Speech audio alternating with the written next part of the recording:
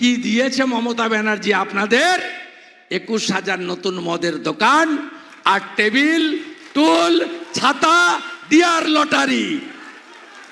Table, টুল, ছাতা, dear lottery, 21,000 মদের দোকান। 8,200 স্কুল বন্ধ হয়েছে মমতা ব্যানার্জির আমলে। 8,200 স্কুল। কলেজে যান, অনার্সে পড়ার লোক নেই, কেউ পড়তে চাইছে না। বাবা মা গার্ডিয়ান ছেলে মেয়ের পিছনে টাকা খরচ করতে চাইছে না, বলছে নাম সই তো পেরে গেছিস, রিড অ্যান্ড রাইট, আর পড়তে হবে না, পড়ায় অনেক খরচ। কারণ পশ্চিম বাংলায় এই ঠগি পিসি আর তার চোর ভাইপো যদি থাকে, একটা শিল্প আসবে না, একটা চাকরি পাবেন না, আর চাকরি বিক্রি হয়।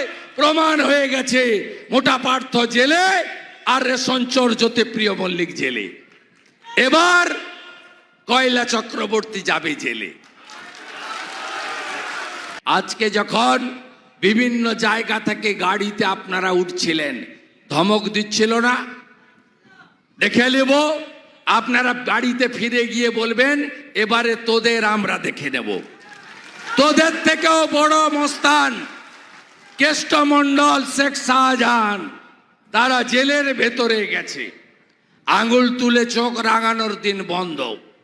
আর ডাক্তার বাবুর মতো একটা সৎ পরিচ্ছন্ন লোক, যার গায়ে কোনো কালি নেই, বিরোধীরাও আঙুল তুলতে পারে না, যিনি উঁচু গলায় তার নাতির বয়সী বাচ্চার সঙ্গেও কথা বলেন না, তার বিরুদ্ধে প্রার্থীকে, প্রার্থীর নাম হলো কয়লা চক্রবর্তী।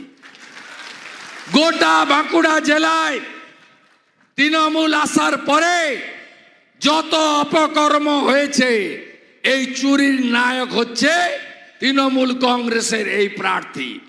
আপনি দেখবেন মেজিয়া থেকে শুরু করে যত কয়লা, তার সঙ্গে এই ভদ্রলোক যুক্ত। এখানকার ব্লকের সভাপতি তারাশঙ্কর বাবু, তার নাম হচ্ছে মিস্টার পার্সেন্টেজ বাবু। তিনি কয়লা চক্রবর্তীর হয়ে মাল তোলেন। বাঁকুড়া শহরের অর্ধেক বেচে দিয়েছে। পিয়ে বাপি বলে একটা কে আছে, তার হাতে ছেড়ে দিয়েছে। একেবারে খবরদার, বাঁকুড়ার মাটি, মোদিজির ঘাঁটি। আপনারা এই রকম অসৎ অপরিচ্ছন্ন লোককে আপনারা ভোট দেবেন না।